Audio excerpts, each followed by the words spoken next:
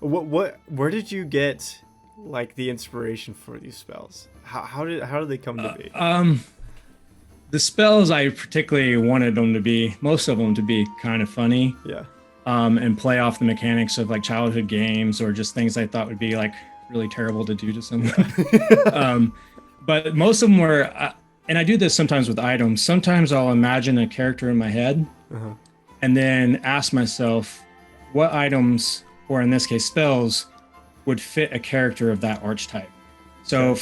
for a lot of the funnier spells, I had a character NPC that I've also sometimes played in one shots named Jaffe Ryder, and he's a lore bard, and he's kind of crazy. He's a know-it-all.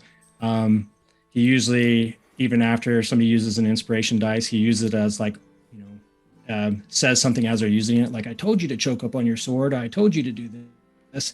You know, and he's just kind of a funny, Yeah.